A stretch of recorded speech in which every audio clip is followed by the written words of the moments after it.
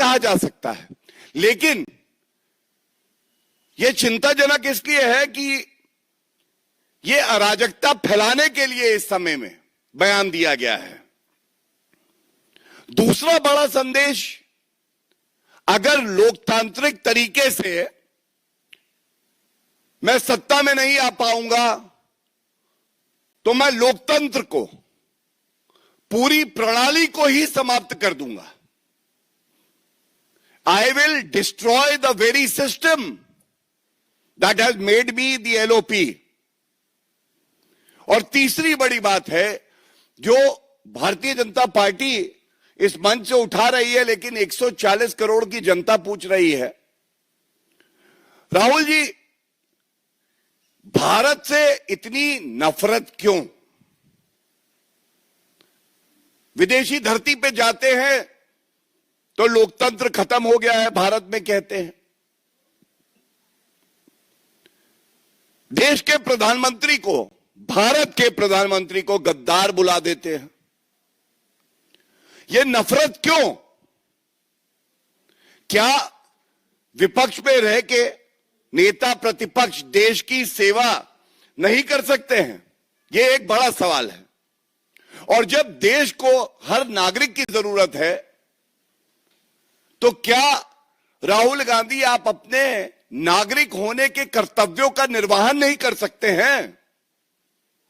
अच्छा, सिटीजनशिप, अच्छा एक और सिटीजनशिप भी है, वो भी मामला चल रहा है। हो सकता है कि चीन का जो एमओयू किया था उसकी मजबूरियां हो। बड़ी स्पष्टता से एक बात कहेंगे, ये मुद्दे इसलिए उठाए जा रहे हैं क्योंकि दुख होता है कि नेता प्रतिपक्ष केवल भारत को कमजोर करने का कार्य करता है और जनता के लिए, जो जनता जानती है, ये सरकार स्थिर भी है, मजबूत भी है और अंगद के पांव की तरह है। 100 राहुल गांधी भी आ जाए तो हिला नहीं पाएंगे। ये बात जान लीजिए आप। गिरने की बात कर रहे थे राहुल गांधी जी, गिरे तो आप हैं लोगों की नजरों में, और अभी और गिरना बाकी है।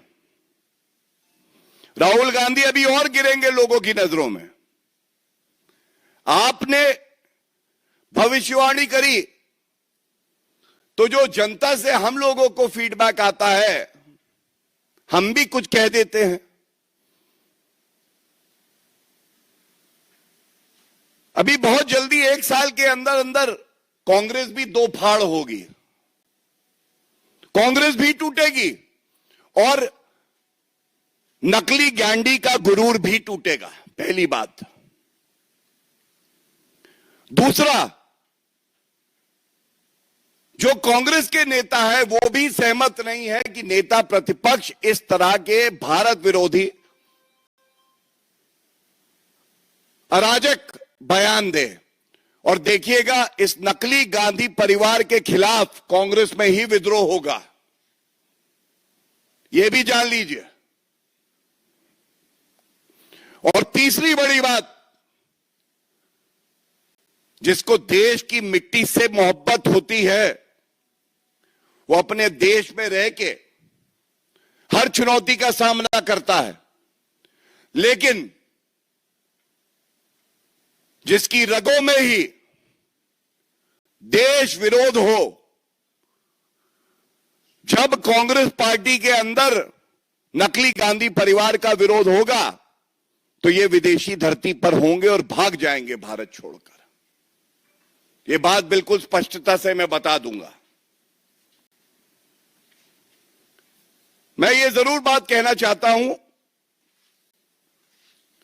इसी से जुड़ी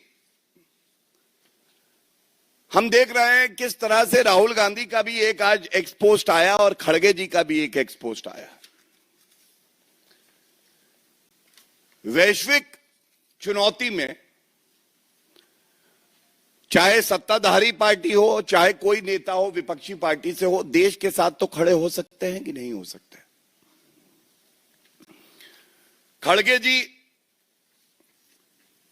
जो बात कह रहे हैं, खड़गे जी ने आज बोला, ये जो तेल की कीमतें बढ़ाई जा रही हैं और उन्होंने कुछ आंकड़े दिए, तो सबसे पहले तो आज राहुल गांधी और खड़गे जी को उत्तर देना चाहिए। राहुल गांधी जी, इस वैश्विक संकट में मैं आपको एक आंकड़ा देता हूं, महंगाई पूरे विश्व में बाकी देशों में कहां है और भारत कहां खड़ा है मजबूती से। मलेशिया में 56% महंगाई, पाकिस्तान भिखमंगा देश है, उसका नाम नहीं लूंगा, उससे कोई तुलना भी नहीं है भारत की। यूएई 52% महंगाई बढ़ी है, ये पिछले 80 दिन का आंकड़ा दे रहा हूं।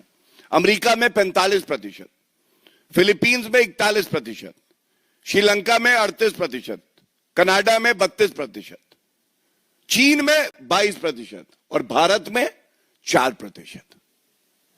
ये पहला जो आंकड़ा दिया है, पहला आंकड़ा राहुल गांधी, ये आपके लिए है, ये बताने के लिए हमारी भारत माता को कोसो मत, बहुत मजबूती से खड़े हैं। एंड विद और विदाउट यू, विद और without Rahul Gandhi, the nation will progress further. We have the might and the support of 1.4 billion Indians. दूसरा, तेल की कीमतों की बात कर रहे हैं, तो मैं ये भी आंकड़ा देना चाहता हूं कि पिछले 80 दिनों में तेल की कीमतें बाकी देशों में कहां आ गई हैं।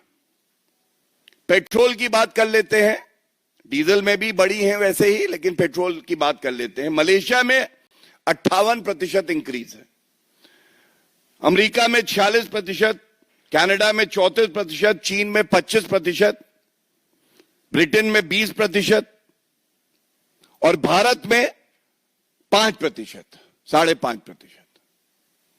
और ये मैं आज का जो आंकड़ा है उसको जोड़ के बता रहा हूं। कहा 58%, 46%, ये सारे आंकड़े और भी हैं, और भारत में 5%। ये क्या दिखाता है? आप याद करिए, सबसे पहले करीब 65 से 70 दिन युद्ध चलता है, लेकिन भारत में तेल की कीमत में 1 रुपए का इजाफा नहीं होता है।